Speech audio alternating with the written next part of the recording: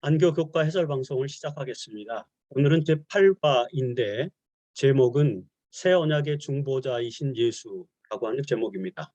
오늘은 히브리서 8장을 중심으로 히브리서 7장 11절로 19절과 히브리서 10장 5절로 10절의 내용을 중심으로 히브리서의 저자가 독자들에게 소개하는 예수의 정체성에 대해서 공부를 하게 됩니다. 사실 지난 7과 말고 그 전에 6과에서 우리는 히브리서의 저자가 예수를 멜기세덱의 계통을 따른 신실한 제사장으로 소개하는 내용을 자세하게 살펴보았습니다. 이번 주에서는 히브리서 8장의 내용을 통해서 히브리서의 저자가 히브리서를 기록한 핵심 내용이 무엇인지를 설명하는 부분을 다시 한번 자세하게 공부를 하게 됩니다. 히브리서 8장 1절로 2절은 이렇게 시작됩니다. 그럼 우리가 하는 말의 요점은 이러한 대제사장이 우리에게 있다는 것이라. 지금까지 히브리서 1장부터 7장까지 계속해서 어떤 일관된 논리적인 권면을 주셨고 그 권면을 우리가 하는 이유는 그 권면의 요점은 이러한 대제사장이 우리에게 있다는 것이다 라는 것이죠. 그러나 하늘에서 지극히 크신 이의 보좌 우편에 앉으셨으며 성소와 참 장막에 섬기시는 이시 장막에서 섬기시는 이시라. 이 장막은 주께서 세우신 것이요 사람이 세운 것이 아니니라는 말씀이죠. 히브리서의 저자가 예수에 대한 믿음을 강화시키기 위해서 독자들에게 권면하는 내용의 요점은 바로 이렇게 정리할 수 있습니다. 먼저 지금 우리를 중보하고 계시는 대제사장이 있다는 것입니다. 그런데 그분은 부활한 이후에 하늘로 올라가셔서 하나님 보좌 우편에 계신 예수 그리스도이시라는 것이죠. 그리고 그 예수는 대제사장이시기 때문에 성소와 참 장막에서 섬기는 이시라는 것입니다. 그리고 그 성소와 참 장막은 사람이 아닌 주님께서 세우신 것이다 라는 것이죠. 이 매우 요점적이면서도 논리적인 이 진술은 사실상 히브리서의 핵심 요점이다 라고 우리가 볼 수 있습니다. 이 간략한 요점은 아주 명쾌하게 정리가 되어 있습니다. 그런데 사실 그 행간에는 여러 신학적인 쟁점들이 담겨져 있는 것이죠. 그리고 그 행간에 담겨져 있는 쟁점들 중에서도 가장 핵심적인 쟁점은 뭐냐면 이 설교, 이 권면의 주인공이 예수 그리스도라는 것입니다. 그런데 여러분 그 예수는 누구입니까? 예수는 예루살렘 성전의 제사장들이 십자가에 못 박은 인물입니다. 그런데 그런 예수가 대제사장이 되셨고 그리고 성소와 탐장막은 예루살렘 성전이 아니라 하늘에 있는 것이다 라고 이런 설명을 그 유대인들에게 예수를 십자가에 못 박은 유대인들에게 이해시키려면 사실은 많은 논리적인 설명이 필요하겠죠. 그래서 그것을 설명하기 위해서 히브리서의 저자는 첫 언약과 새 언약을 비교하여 예수는 새 언약의 중보자가 되신다. 히브리서 9장 15절에 나오는 표현인데 새 언약의 중보자가 되시는 분이 바로 예수님이다. 라는 사실을 강조하고 있는 것입니다. 자, 그래서 우리는 이번 주에 히브리서의 저자의 이런 논리적인 설명을 따라서 이 새 언약이 왜 필요한지, 그 다음에 그 새 언약의 특징은 무엇인지, 그리고 새 언약과 예수의 관계는 무엇인지, 그 새 언약은 첫 언약과 어떻게 다른지, 그리고 나아가서 새 언약이 그리스도인들에게 어떻게 작동하는지 등에 대해서 이제 공부를 하게 됩니다. 자, 먼저 새 언약의 필요성에 대한 히브리서의 논증을 살펴보도록 하겠습니다. 히브리서 7장 11절로 19절, 이 11절, 히브리서 7장 11절 이하에서 저자는 유다 지파인 예수가 대제사장이 되신 것은 레위법을 따른 것이 아닌데 그 이유는 레위법, 즉 구약에 나타난 유대인들의 제사제도와 관련된 법은 온전한 것이 아니기 때문이다라고 이제 이런 설명을 합니다. 자, 보실까요? 히브리서 7장 11절에서 레위 계통의 제사 직분으로 말미암아 온전함을 얻을 수 있었다면 예수께서 어찌하여 아론의 반차를 따르지 않고 멜기세덱의 반차를 따르는 제사장, 그런 다른 한 제사장이 세워질 필요가 있었겠느냐? 예수가 그런 제사장으로 세워짐을 받을 필요가 있었겠느냐라는 내용을 설명을 합니다. 이렇게 설명하면서 12절에 가서 제사 직분이 바뀌어졌기 때문에 그런 제사 제도가 바뀌어졌기 때문에 율법도 반드시 바꾸어지리니 하고 강조합니다. 여러분 이 내용은 레위법은 온전하지 않은 것이기 때문에 그와 관련된 유대인들의 율법, 즉 대사법은 바꾸어져야 한다라고 하는 그런 말이죠. 사실 이런 표현들은 그 이후에도 계속됩니다. 히브리서 7장 16절에서는 육신에 속한 한 계명의 법을 따르지 아니하고 오직 불멸의 생명의 능력을 따라 되었으니 라고 표현했습니다. 여기서 육신의 법과 생명의 법이라는 대비가 나타납니다. 로마서 8장에서 바울이 대비하는 그런 대비법과 같은 그런 설명이죠. 자, 그리고 히브리서 7장 18절에서는 전에 있던 계명, 육신에 속한 계명이겠죠. 그 전에 있던 계명은 연약하여 무익함으로 폐하고, 이에 더 좋은 소망이 생기니 이것으로 우리가 하나님과 가까이 가느니라고 설명해서 전에 있던 계명과 더 좋은 소망을 또 대비를 합니다. 여기서 이제 첫 언약과 새 언약의 그런 어떤 대비가 드러나게 되는 그런 논리적인 과정입니다. 그리고 히브리서 7장 22절에는 예수는 더 좋은 이와 같이 예수는 더 좋은 언약의 보증이 되셨느니라고 설명을 합니다. 더 좋은 언약의 보증이 되셨다. 라고 표현해서 더 좋은 소망이 바로 더 좋은 언약임을 설명해주고 그것의 보증이 되신 것이 바로 예수 그리스도다라고 이렇게 말하고 있는 것입니다. 그러면 이 내용들은 이렇게 정리할 수 있습니다. 유대법, 즉 육신에 속한 계명의 법, 그리고 전에 있던 계명은 폐하였고 불멸의 생명의 능력에 따른 더 좋은 소망, 즉 더 좋은 언약이 약속으로 예수 그리스도를 통해서 보증되었다라는 그런 말씀인 것입니다. 자, 히브리서 7장에 나타난 이런 표현들은 히브리서 8장과 9장에서는 첫 언약과 새 언약이라는 용어로 깔끔하게 정리가 되어 있습니다. 히브리서 8장 6절로 7절에 그는 더 좋은 약속으로 세우신 더 좋은 언약의 중보자시라. 저 첫 언약이, 여기서 첫 언약이라는 단어가 나오죠. 첫 언약이 무음하였다면 둘째 것, 즉 더 좋은 언약, 새 언약을 요구할 일이 없었으려니와 이렇게 설명을 합니다. 사실 이 설명을 하면서 예레미야 31장 31절 이하의 내용을 이제 인용하면서 이 새 언약이라는 단어를 히브리서의 저자가 쓰게 되는 것입니다. 여기 히브리서 8장 6절로 7절에는 첫 언약이라는 단어가 나오고 둘째 것이라는 단어가 나오고 좋은 언약이라고 하는 단어가 나오는데 이제 히브리서 8장 12절로 13절에 가면은 바로 새 언약이라는 단어가 나오는데 이 새 언약이라는 단어를 가져올 때 예레미야 31장 31절 이하의 내용을 인용하고 있다는 것입니다. 자, 히브리서 8장 13절에서 히브리서의 저자는 새 언약이라고 말씀하셨음에 첫 것은 낡아지게 하신 것이나 낡아지고 쇠하는 것은 없어져 가는 것입니다. 또 묘사를 합니다. 여러분, 예수로 인해서 보증된 약속, 즉 더 좋은 언약, 그것은 새 언약이며 전에 있던 계명, 즉 첫 언약은 여기 첫 언약, 첫째 것은 없어지는 것이다 라고 이렇게 설명을 하고 있죠. 이렇게 히브리서에는 새 언약과 첫 언약이라는 서로 대비되는 용어가 이제 등장을 하게 됩니다. 우리는 그 첫 언약이 모세의 율법, 즉 유대인의 제사제도, 제사법을 말하는 것임을 잘 알고 있습니다. 우리는 그것을 사실 옛 언약이라고도 표현하지만 성경은 옛 언약이라는 표현은 등장하지 않고 히브리서의 첫 언약으로 여러 번 나타날 뿐입니다.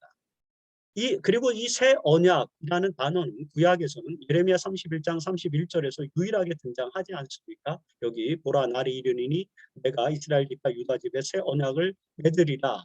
여기서 처음 나오는 단어입니다. 이 언약은 그리고 이제 32절에 가서 보면은 시내산에서 이 새 언약은 시내산에서 맺은 것과는 같지 않은데 그 이유는 이스라엘 백성들이 그 언약, 신의 언약을 깨뜨렸기 때문이다라고 그렇게 예레미야는 설명합니다.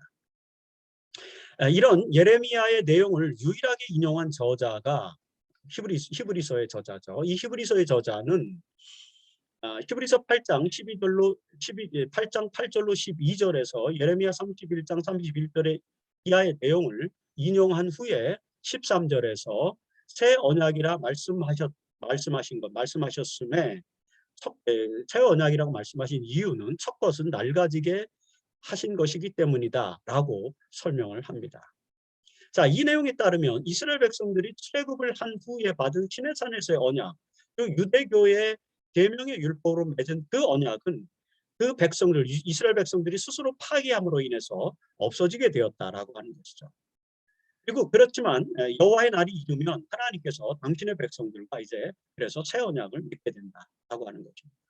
바로 이런 예레미야 선지자에게 주신 약속에 따라서 새 언약이 필요하게 된 것이다라는 것을 설명하는 것입니다.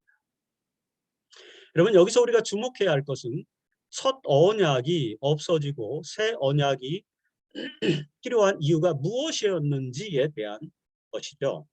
히브리서 8장 13절에서 묘사된 것처럼 첫 언약은 낡아지고 없어지게 된 것이었는데, 그렇게 된 이유는 하나님께서 이스라엘 백성과 맺으신 언약 그 자체에 문제가 있는 것이 아니라 그 언약을 체결한 언약 당사자들, 근데 이스라엘 백성들이 그 언약 안에 머물러 있지 아니했기 때문이라고 예레미야 31장 31절 이하에서 설명을 합니다. 그리고 히브리서는 바로 그 점을 지적하는 것이죠. 따라서 하나님과 이스라엘 백성 사이에 체결한 구원의 언약 자체는 아무런 문제는 없습니다.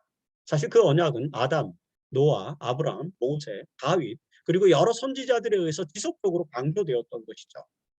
이 구약에서 강조된 언약은 율법과 순종을 통해서 성취될 것이며, 그 모든 율법은 사실 예수 그리스도의 구속을 상징하는 것이었습니다. 그러나 유대인들은 그 율법의 본질을 잃어버렸고, 그래서 결국에는 예수 그리스도를 받아들이지 않고, 메시아로 받아들이지 않고 십자가에 못 박게 되었던 것입니다. 이렇게 율법의 본질을 상실하고 하나님께 대한 순종에서 돌아선 유대인들은 메시아로 받아들이기를 거부함으로써 언약이 파기되었다. 그래서 그 언약은 없어진 것이 되었다라는 설명입니다. 그러나 인간을 사랑하시는 하나님께서는 그 언약 자체를 파기하실 수는 없었죠. 그래서 하나님은 아들을 보내셔서 십자가 고난과 희생을 통해서 그 언약을 다시 새롭게 체결하셨다는 것입니다. 예수를 통해서 하나님과 백성들 사이에서 새 언약이 체결되었는데, 그것이 바로 예레미야가 예언한 그 새 언약이라는 것을 히브리서의 저자는 자세하게 설명하고 있는 것입니다. 자, 그렇다면 이 새 언약은 어떤 언약을 말하는 것일까요? 새 언약의 특징은 또 무엇일까요? 이런 것들을 설명하는 것이 월요일 소지의 내용이다라고 이렇게 보시면 되겠습니다. 이 안식일학교 교재의 저자는 예레미야가 언급한 새 언약에 대한 표현에서 새로운이라는 단어를 설명하면서, 이 단어는 하다샤라는 단어인데, 이 단어는 갱신을 의미하기도 하고 또한 완전히 새로운을 의미하기도 한다. 이 두 가지 의미를 가지고 있다라고 설명합니다. 그렇게 설명하면서 예수께서 희생을 통해서 완성하신 새 언약은 구약의 언약들을 갱신하면서도 완전히 새로운 요소를 포함하고 있다라고 설명을 합니다. 여러분, 이러한 새 언약의 특징을 이해하는 것이 매우 중요합니다. 먼저 새 언약이라는 성경적 언어, 새 언약이라는 언어의 표현의 성경적 유래를 우리가 살펴볼 필요가 있습니다. 신약에서 새 언약이라는 단어는 히브리서에는 여러 번 나오고, 그 다음에 히브리서 말고는 세 곳에서 새 언약이라는 단어가 등장합니다. 고린도전서 11장 25절, 그 다음에 고린도후서 3장 6절, 그리고 누가복음 22장 20절 같은 이 세 군데에서 등장을 합니다.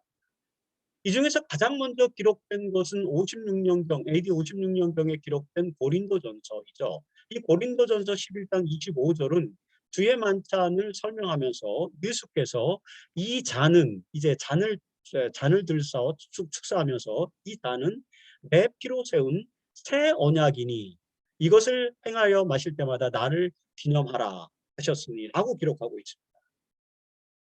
자, 여러분, 주의 만찬에서 예수께서 잔을 드시고 뭐라고 말씀하셨습니까? 사실 마태복음 26장 28절과 마가복음 14장 24절에서는 많은 사람을 위하여 흘리는 나의 피, 곧 언약의 피니다라는 말씀을 하셨습니다. 내 피로 세운 언약의 피다라고 이렇게 말씀한 것입니다. 그런데 내 피로 세운 새 언약이니라는 그런 표현이 마태복음 26장과 마가복음 14장에서는 나타나지 않습니다. 그냥 언약의 피라고만 나타납니다. 오직 누가복음에서만 같은 주의 만찬의 사건을 마태복음 26장에도 기록되어 있고 마가복음 14장에도 기록되어 있고 누가복음 22장에도 기록되어 있는데 이 세 공간 복음서 중에서 유일하게 새 언약이라는 표현을 쓴 것은 누가만 이렇게 했습니다. 마태, 마가는 언약의 피라고만 썼습니다. 누가는 누가복음 22장 20절에서 이 자는 내 피로 세운 새 언약이니라고 표현하고 있습니다. 여러분들이 잘 아시는 것처럼 누가는 바울의 영향을 받았죠.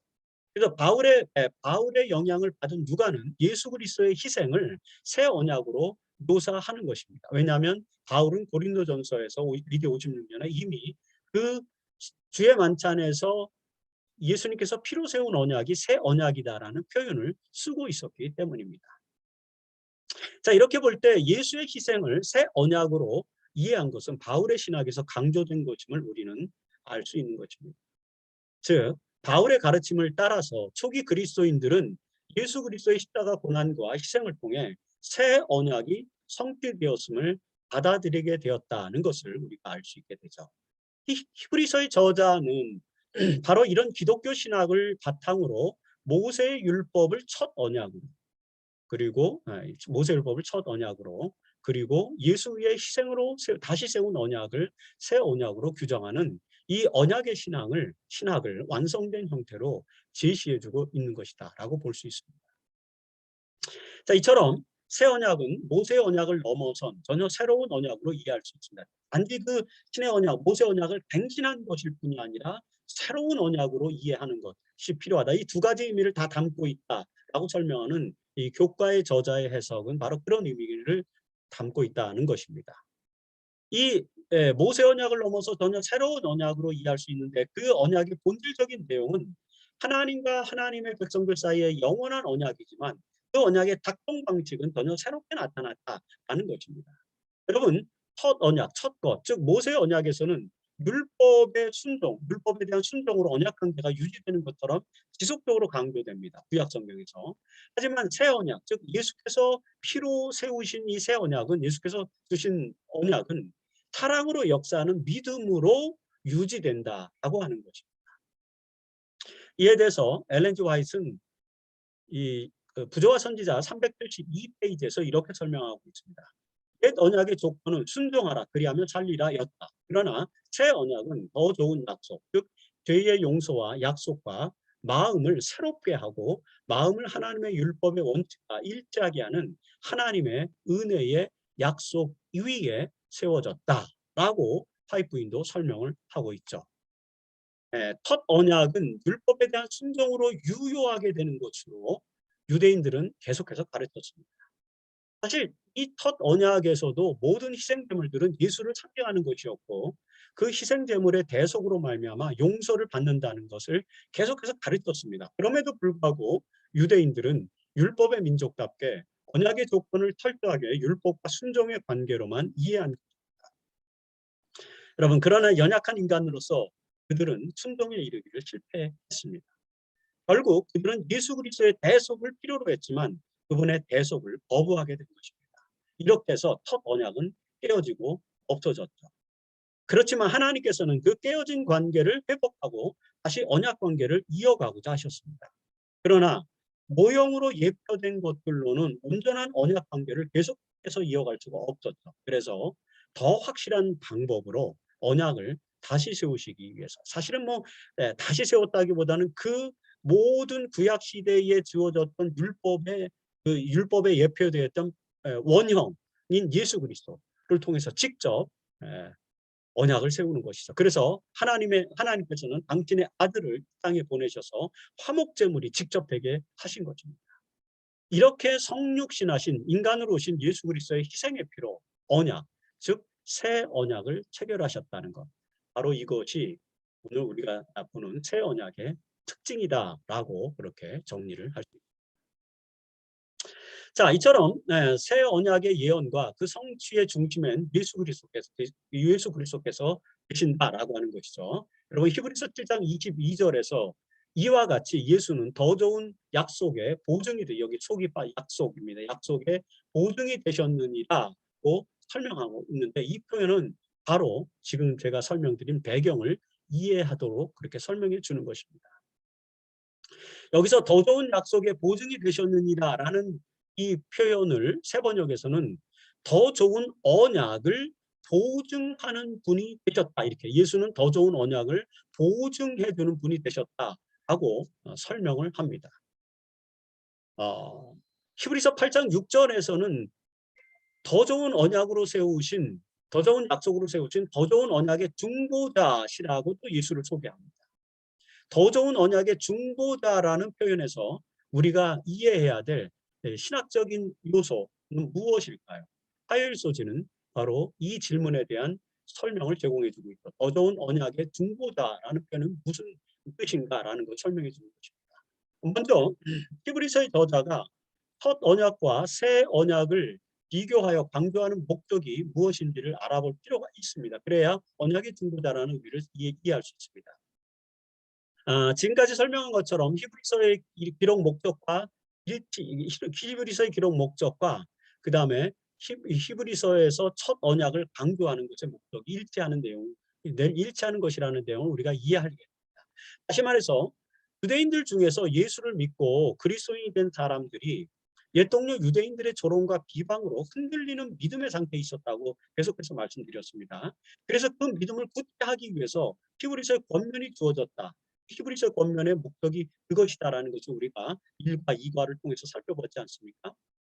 따라서 히브리서의 저자는 그 독자들에게 유대인들의 언약은 낡아지고 쇠하여 없어져 갔다고 설명하면서 이제는 새 언약이 체결되었다는 것을 설명하는 것입니다.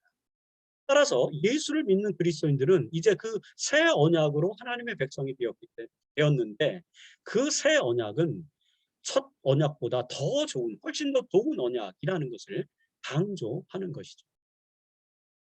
여러분, 새 언약이 첫 언약보다 더 좋은 언약인 이유가 무엇입니까? 그 이유는 이 히브리서의 저자는 그 이유는 예수께서 멜기세덱의 계통을 따라서 제사장이 되셔서 하나님 우편에 계시는데 히브리서 8장 6절에서 그는 더 아름다운 직분을 얻으셨으니 그렇게 하나님 보좌 우편으로 가시면서 멜기세덱의 계통을 따라서 대제사장이 되심으로써 더 아름다운 직분을 얻으셨으니 그는 더 좋은 약속으로 세우신 더 좋은 언약의 중보자가 되셨다. 바로 이 더 좋은 언약의 중보자가 되셨기 때문에 예수 그리스도와 우리가 맺은 언약, 예수 그리스도와 유대인 그리스도인들이 맺은 언약이 훨씬 더 좋은 언약이다라고 그렇게 설명하는 것입니다.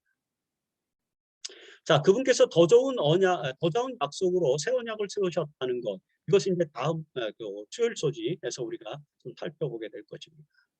그분의 신분, 그리고 그분의 역할, 그리고 그분의 지위, 그리고 단번에 십자가로 이신 속죄의 능력, 이런 것들은 첫 언약에서 예표한 완전한 원형, 안티타입이기 때문에 이 원형을 첫 언약의 원형으로 오신 예수 그리스도께서 세우신 언약, 그것은 더 좋은 약속으로 세우셨다는 것이라고 우리가 이해할 수 있는 것이죠. 이 부분을 히브리서 9장과 10장은 또 자세하게 설명합니다. 그 부분은 또 앞으로 우리가 다루게 될 것입니다.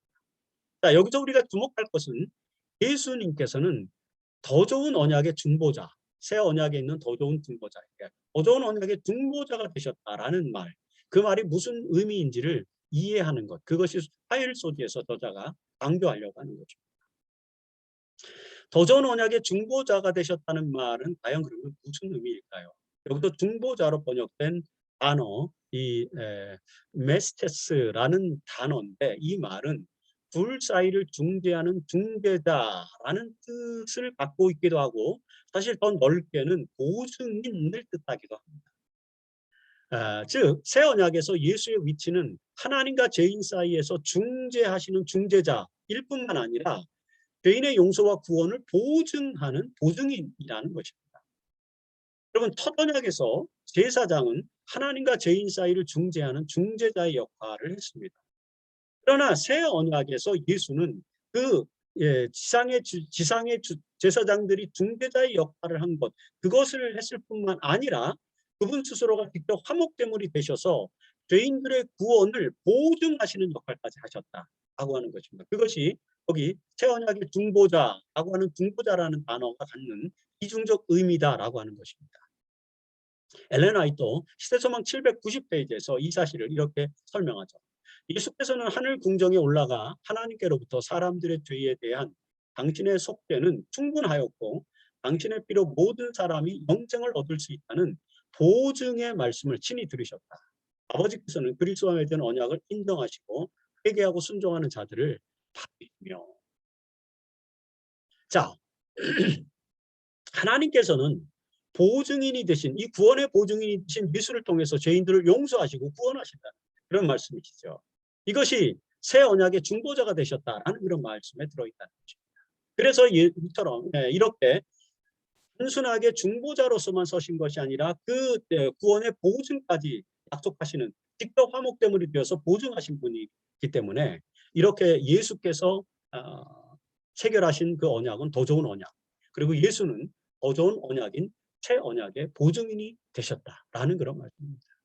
이런 말씀을 통해서 유대인 그리스도인들이 믿는 예수에 대한 신앙은 그들이 조상들로부터 배웠던 첫 언약을 통해서 배웠던 그런 신앙보다 더 좋은 언약이고 더 좋은 신앙이 된다라고 하는 논리를 설명하면서 히브리서의 권면의 목적, 그리고 그들을 위로하고 권면하는 목적을 살려가는 그런 말씀을 여기서 하고 계십니다. 자, 히브리서의 독자들은 예수가 세우신 새 언약이 첫 언약보다 더 좋은 것이라는 저자의 말을 그럼 잘 이해했을까요? 아마 그럴 수도 있었고 아닐 수도 있었을 것입니다. 왜냐하면 그들은 유대의 율법에 익숙했던 사람들이기 때문에. 21세기를 사는 우리들도 마찬가지일 거라고 봅니다. 이게 이해가 잘 이해할 수 있을 것 같기도 하고 또 아닐 것 같기도 하고 그런 부분들이 있죠. 그래서 히브리서의 저자는 새 언약이 왜 더 좋은 약속이 되는지를 구체적으로 설명을 해줍니다. 그것이 수요일 소지의 내용에 들어있다는 거죠. 먼저 히브리서 9장 11절로 12절에서 히브리서의 저자는 새 언약이 첫 언약보다 더 좋은 언약인 이유를 이렇게 구체적으로 설명합니다. 그리스도께서는 이미 일어난 좋은 일을 주관하시는 대제사장으로 오셔서 손으로 그리스도께서는 장래 좋은 일의 대제사장으로 오사 손으로 짓지 아니한 것, 곧 이 창조에 속하지 아니한 더 크고 온전한 장막으로 말미암아 단번에 성소, 지성소에 들어가셨느니라. 해번역에서는 지성소라고 설명하고 있습니다. 그러면서 이는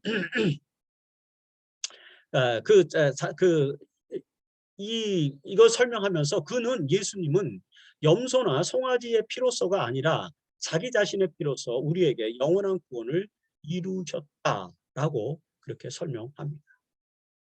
사실 여러분들이 읽으시는 이제 개정개혁판에는 이 번역이 약간 모호하게 되어 있는 부분들이 있습니다. 그래서 더 정확하게 이해할 수 있도록 새 번역의 내용을 여기 보면 새 번역의 내용으로 이렇게 읽어드렸습니다. 첫 언약과 달리 새 언약에서 예수는 자기 피로 영원한 구원을 이루셨는데 그래서 그는 새 언약의 보증인이 되셨다라고 하는 것이죠. 여러분 여기서 짐승의 피와 예수의 피가 대조되고 있습니다. 히브리서의 저자는 히브리서 9장 20절에서 출애굽기 24장을 이제 인용을 하게 됩니다. 출애굽기 24장 8절에 보면 시내산에서 세워진 첫 언약에서 모세는 그 피, 짐승의 피를 가지고 백성에게 뿌리며 이르되 이는 여호와께서 이 모든 말씀에 대하여 너희와 세우신 언약의 피니다 라고 기록을 합니다.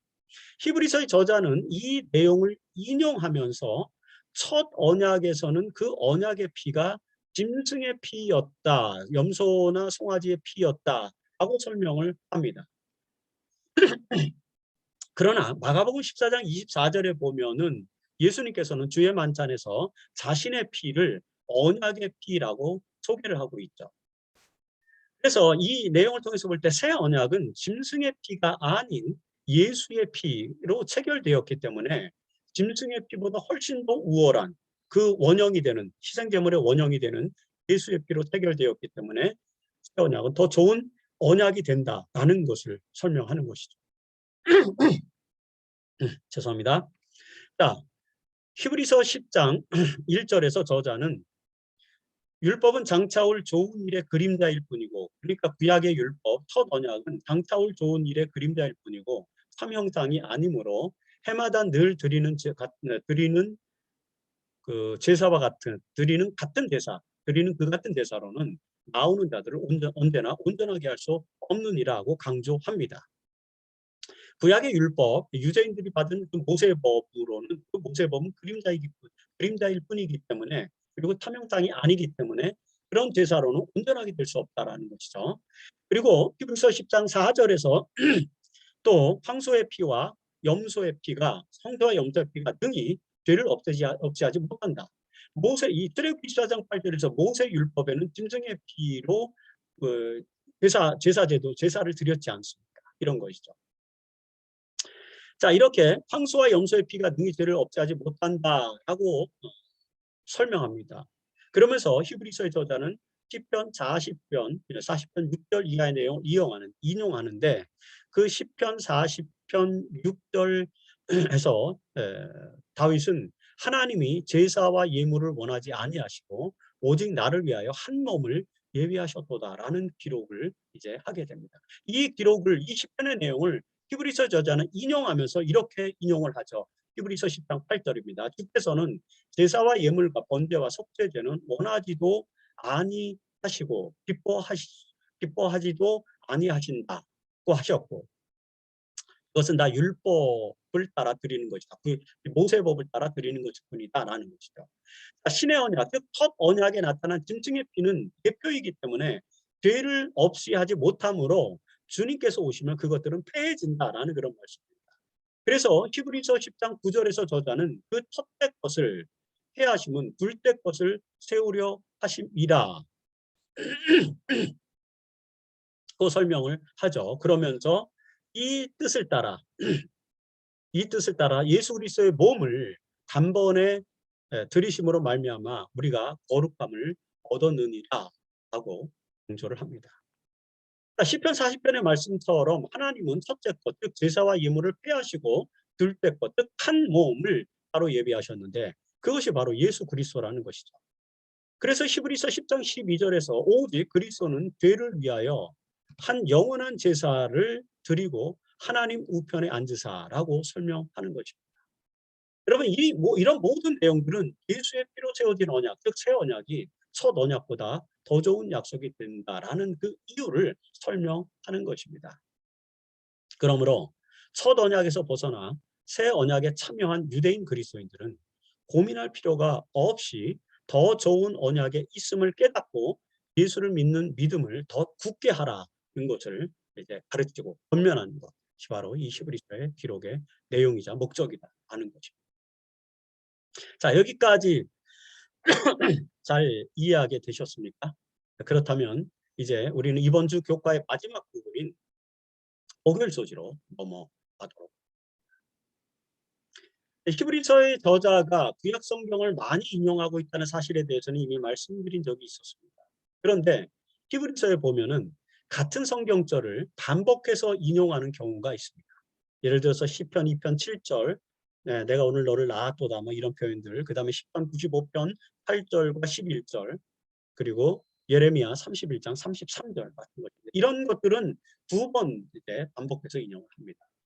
특별히 예레미야 31장 33절의 이 33절의 말씀은 새 언약에 대한 것인데 이렇게 표현되고 있습니다. 그날 후에 내가 이스라엘 집과 맺은 언약, 새 언약은 이러하니 곧 내가 나의 법을 그들의 속에 두며 그들의 마음에 기록하여 나는 그들의 하나님이 되고 그들은 내 백성이 될 것임이라. 자, 이 편을 히브리서 8장 10절은 이렇게 인용을 합니다. 내 법을 그들의 생각에 두고 그들의 마음에 이것을 기록하리라. 약간 표현은 다르지만 내용은 거의 백은 같죠. 내 법을 그들의 속에 두며 그들의 마음에 기록하여 라고 예레미야 31장 33절을 기록하고 있지만 히브리서 8장 10절에서는 내 법을 그들의 생각에 두고 그들의 마음에 이것을 기록하리라 이렇게 인용을 합니다. 그리고 히브리서 10장 16절에서 또다시 인용하는데 거기에서는 내 법을 그들의 마음에 두고 그들의 생각에 기록하리라 또 이렇게 인용하고 있습니다. 이 인용을 통해서 히브리서의 저자가 말하고자 하는 것은 이 새 언약에서 하나님의 율법은 이제 돌비라든지 법궤라든지 그런 데 두는 것이 아니라 생각과 마음에 기록한다라고 하는 표현입니다. 이 표현에는 두 가지 신학적 의미가 담겨져 있습니다. 첫 번째는 새 언약은 첫 언약과 다르다는 것을 다시 한번 설명해 주는 것입니다. 여러분, 첫 언약은 돌 위에 기록되었고 모세 율법에 기록되어서 언약궤 안에 보관되었습니다. 이런 종교적인 배경 때문에 유대인들은 토라를 중심으로 신앙을 했고 문자적인 조항에 이제 치중했습니다. 그 유대 종교 지도자들은 율법을 잘 지키도록 하기 위해서 이 토라에 나타난 세부 규정들, 즉 할라카를 만들어서 그것을 또 율법책에 기록하고 그 문자적 조항을 따라서 율법을 지키려고 애를 썼습니다. 그러나 바울은 그 율법을 돌판에 새긴 돌판에 문자로 새긴 것, 여기 보면은 돌에 써서 새긴 죽게 하는 율법의 조문, 이런 표현이 고린도후서 3장 7절에 있는데, 그 돌판에 문자로 새긴 것이라고 그 첫 언약을 설명하면서 그 문자는 율법의 조문, 그 율법의 조문은 사람을 죽이는 것이다라고 6절에서 묘사합니다. 그러나 새 언약은 살아계신 하나님의 영으로 쓴 것이며 돌판에 쓴 것이 아니요 육의 마음판에 쓴 것이다라고 고린도후서 3장 3절에 설명합니다. 그리고 우리를 새 언약의 일꾼이 되기에 만족하게 하셨으니 율법의 조문으로 하지 아니하고 오직 영으로 함이니 그 영은 살리는 것이니다라고 고린도후서 3장 6절에 또 표현을 하고 있습니다. 이런 표현들은 예레미야의 새 언약에 대한 표현에서 온 것들입니다. 그리고 그 표현을 두 번 인용하면서 히브리서의 저자는 새 언약이 돌판이 아닌 사람의 생각과 마음에 새겨지는데 그것은 성령으로 인한 것이다 라는 사실을 강조하는 거죠. 자, 여러분, 새 언약의 율법은 왜 마음과 생각에 기록되었다고 신학에서 설명하고 있을까요? 사실상 하나님의 율법은 인간의 도덕률로서 마음과 생각에 이미 본성적으로 담겨진 거죠. 바울은 로마서 2장 29절에서 로마서 2장 29절에서 할례는 마음에 할지니 그것은 영에 있고 율법의 조문에 있지 아니한 것이다 라고 설명하면서 율법의 조문이 아니라 마음에 있으며 그것은 영적인 것임을 강조하는 것입니다.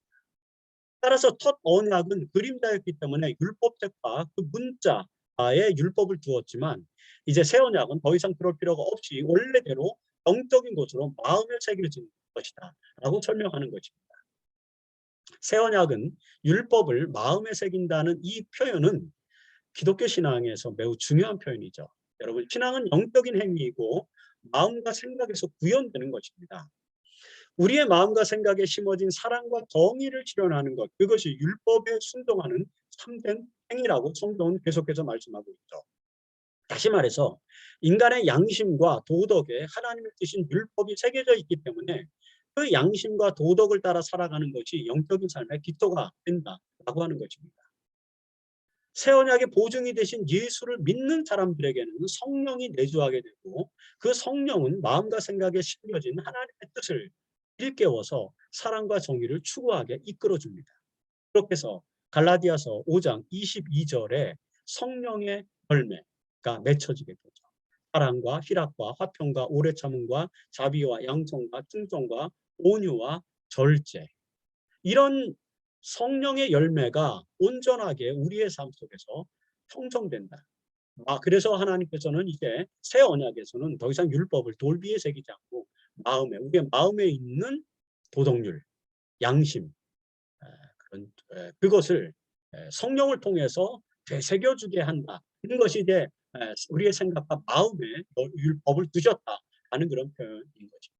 이런 원리를 강조하면서 강교 급파의 저자도 새 언약이 마음의 문제를 해결해 준다라고 이렇게 제목을 붙인 것입니다. 사실 이 제목은 굉장히 좀 어색한 제목일 수 있습니다. 영어를 번역한 표현이기 때문에 그런데 이렇게 이 강교 교재의 저자가 목요일 소지의 제목을 이렇게 정한 것은 바로 지금까지 제가 설명드린 것처럼 새 언약에서는 하나님의 법이 그들의 생각과 마음에 기록되었다라고 하는 이 히브리서 저자 에레미야서의 표현들의 의미를 우리에게 이해해 주게 하는 그런 내용이기 때문에 이런 제목을 붙였다 하는 것들을 우리가 또 이해를 할 수 있습니다.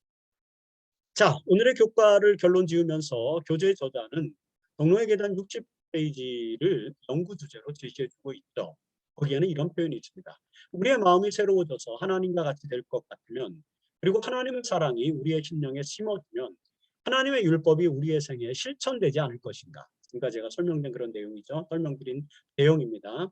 사랑의 원칙이 사람의 마음 가운데 심어지고 사람이 조물주의 형상대로 새로워지면 내 법을 저희 마음에 두고 저희 생각에 기록하리라는 히브리서 10장 16절의 말씀, 그 새 언약이 우리에게도 성취될 것이다라는 이 정로의 계단 60페이지에 있는 말씀을 기억하면서 되새기면서 교과를 정리하라고 그렇게 제시를 해주고 있는 것입니다.